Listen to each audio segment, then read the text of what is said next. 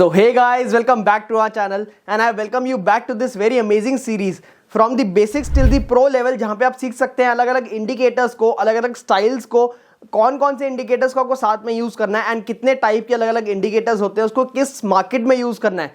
ये सारी बातें हम ऑलरेडी बात कर चुके हैं। अगर आपने अभी तक ट्रेंड इंडिकेटर्स के बारे में वीडियो नहीं देखी तो हमने SMA वर्सेस EMA की वीडियो बना दी है। उसी ट्रेंड की स्ट्रेंथ को जानने के लिए हमने आपके लिए वीडियो बना दी है ऑलरेडी ADX पे, एवरेज डायरेक्शनल इंडेक्स पे। अगर आपने ट्रेंड की स्ट्रेंथ को पहचान लिया एंड ट्रेंड को भी पहचान लिया तो हमने आपके लिए MACD की वीडियो बना दी है, moving average convergence and divergence के लिए, जो सिक्लिकल इंडिकेटर होता है, जो ऑसिलेटर होता है, जो मार्केट की वॉलेटिलिटी के साथ मूव करता है। एंड आज हम आपके लिए वीडियो लेके आ चुके हैं वॉल्यूम इंडिकेटर्स के बारे में। वॉल्यूम इंडिकेटर्स एक ऐसे टाइप के इंडिकेटर्स है जो आपको प्राइस के साथ साथ वॉल्यूम को भी कंसिडरेशन में लेके, वॉल्यूम की इंपॉर्टेंस को यूज करके आपको मार्केट के बारे में कुछ इंडिकेट करते हैं। जैसे बाइक या गाड़ी आपको इंडिकेट करती है कि लेफ्ट जाना है या राइट जाना है, वैसे ही ये वॉल्यूम इंडिकेटर इंडिकेट करते हैं कि वॉल्यूम जिस तरफ आ रही है, क्या वो कोई बड़ा प्लेयर एक्यूमुलेट कर रहा है एंड क्या आपको उसके साथ जाना है या उसके खिलाफ जाना है। तो आइए वॉल्यूम इंडिकेटर के बारे में थोड़ी सी और चर्चा कर लेते हैं। तो हो सकता है कि आपको ये लग रहा हो कि प्राइस तो ऊपर जा रहा है, बट यहां पे हमें वॉल्यूम देखने की जरूरत क्या है। वॉल्यूम देखने की जरूरत आपको तब पड़ेगी जब आपको यह समझ आएगा कि वॉल्यूम की इंपॉर्टेंस क्या है। लेट्स से आप और मैं एक फंड मैनेजर हैं एंड मेरे पास लेट्स से 100 करोड़ का एक फंड है एंड आप एक फंड मैनेजर हैं जिनका AUM, asset under management 10,000 crore का है। अब आपको क्या लगता है कि मार्केट अगर आप बाय करेंगे तो ज्यादा तरीके से मूव होगा या मैं बाय करूंगा तो ज्यादा अच्छे तरीके से मूव होगा? ऑब्वियसली जितना बड़ा फंड उतनी बड़ी मूवमेंट।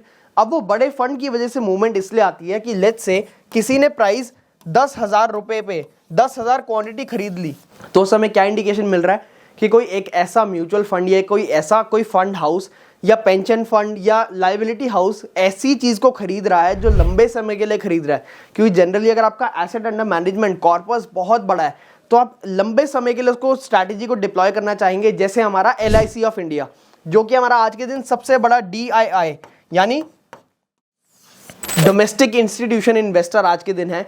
अगर LIC कोई चीज को बाय करने की सोचता भी है एंड इसकी न्यूज भी सेबी तक पहुंचती है एंड सेबी वो जब सर्कुलेट करता है तो आप और मैं जैसे लोग बहुत ज्यादा इंटरेस्टेड हो जाते हैं, क्योंकि हमें पता है कि LIC ने अगर किसी स्टॉक पे हाथ डाल दिया तो कहते हैं ना, जैसे दादाजी ने बच्चे पे आशीर्वाद रख दिया, वैसे वो स्टॉक को ऊपर भगाता हुआ लेके जाता है। जैसे कि आज के दिन HDFC पे हमें न्यूज देखने को मिल रही है। अब this is not a recommendation, मैं आपका फाइनेंशियल एडवाइजर तो नहीं हूं, बट मैं सिर्फ आपको एजुकेशन पर्पस के लिए बताने की कोशिश कर रहा हूं कि जितना बड़ा फंड उतनी ज्यादा वॉल्यूम जनरेशन एंड उतना ही बड़ा स्टॉक का मूवमेंट एंड उसी स्टॉक की एप्रिसिएशन एंड मूवमेंट से हमें पैसे कमाने हैं। तो वॉल्यूम इंडिकेटर्स हमें बताते हैं कि हमारा जो स्टॉक है वो किस तरफ बढ़ सकता है। इसको जानने के लिए हमें पहले जानना पड़ेगा वॉल्यूम सिंक एनालिसिस। तो लेट्स से ये हमारा प्राइस चार्ट है एंड यहाँ पे हमें ग्रीन कैंडल्स कुछ ऐसे दिखती हैं जिसमें हमारा स्टॉक का प्राइस बढ़ रहा है, कभी गिरता है कभी बढ़ता है। बट इसमें नोट करने वाली बात यह है कि ये अगर हमारी वॉल्यूम्स हैं तो हमें क्या दिख रहा है, जब जब प्राइस बढ़ रहा है तब तक अच्छी वॉल्यूम के साथ बढ़ रहा है एंड जब गिरता है यहाँ पे तो कुछ ऐसी छोटी छोटी वॉल्यूम्स के साथ गिरता है। इससे हमें ये समझ आता है कि वॉल्यूम और प्राइस का जो सिंक है वो पॉजिटिवली रिलेटेड है। मतलब जब प्राइस बढ़ता है तो अच्छी वॉल्यूम के साथ बढ़ता है, यानी ज्यादा लोग खरीद रहे हैं एज कंपेयर टू ज्यादा लोग बेच रहे हैं। एंड जब प्राइस गिरता है तो कम वॉल्यूम के साथ गिरता है।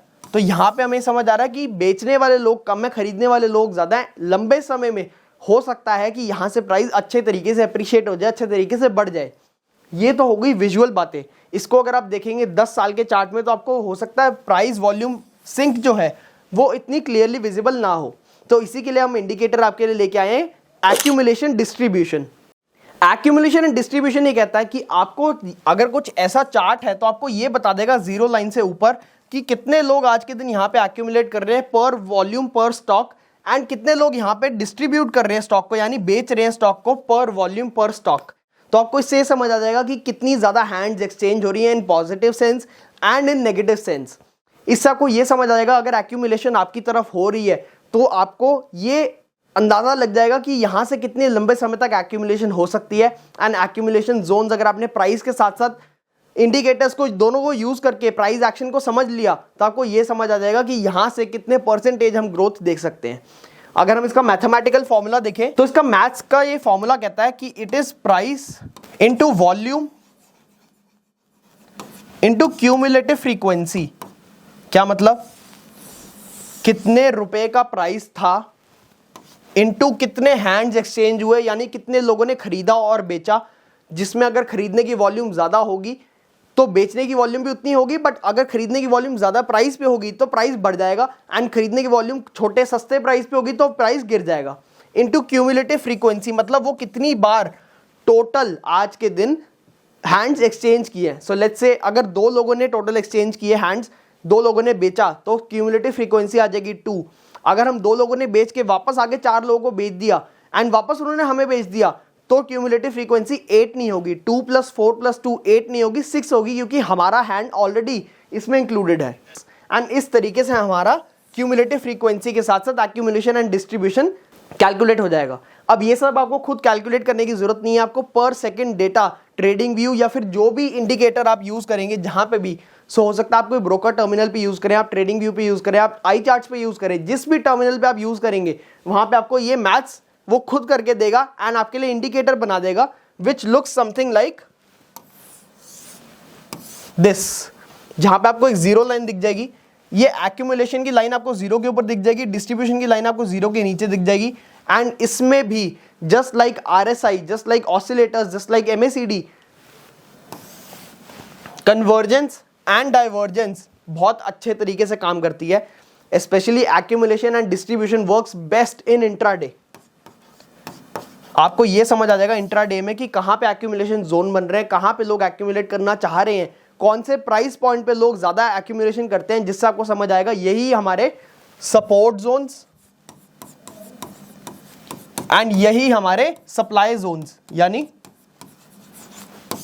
रेजिस्टेंस जोन्स आज के दिन बने हुए हैं। एंड इसी को देख के आप इंट्राडे उसको ट्रेड भी कर सकते हैं, एंड इंट्राडे की वॉल्यूम के बेसिस पे आप इसको डिलीवरी पे भी उठा सकते हैं, यानी कैश में भी उठा सकते हैं। लेट्स से आपने आज बाय किया, 2 दिन बाद आपके अकाउंट में होल्डिंग्स में आ गया एंड उसको लंबे समय के लिए आप होल्ड कर सकते हैं, looking on the intraday perspective कि आज के दिन या कुछ दिनों से कैसी उसमें एक्यूमुलेशन जोन्स या कैसे उसमें डिस्ट्रीब्यूशन जोन्स बन रहे हैं।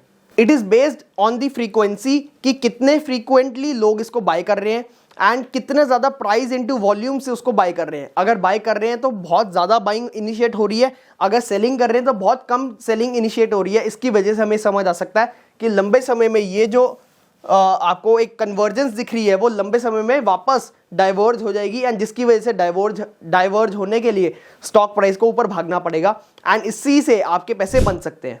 मेन इंपॉर्टेंट आपको ध्यान रखना है कि जीरो लाइन से ऊपर हमेशा एक्यूमुलेशन जोन इंपॉर्टेंट हो जाता है एंड जीरो से नीचे हमारा डिस्ट्रीब्यूशन जोन इंपॉर्टेंट हो जाता है। अगर यहां से स्टॉक एक्यूमुलेशन जोन नीचे गिर रहा है यानी डिस्ट्रीब्यूशन आने के चांसेस हैं, बट जरूरी नहीं है कि ये जीरो के नीचे आए। तो आपको डिस्ट्रीब्यूशन सिर्फ तभी माननी है जब वो जीरो लाइन से नीचे आ जाए, वहां पे जाके डिस्ट्रीब्यूशन होने लग गया है बहुत शार्पली, एंड आपको एक्यूमुलेशन सिर्फ तभी माननी है जब वो जीरो लाइन के ऊपर एक्यूमुलेशन बढ़ती जाए।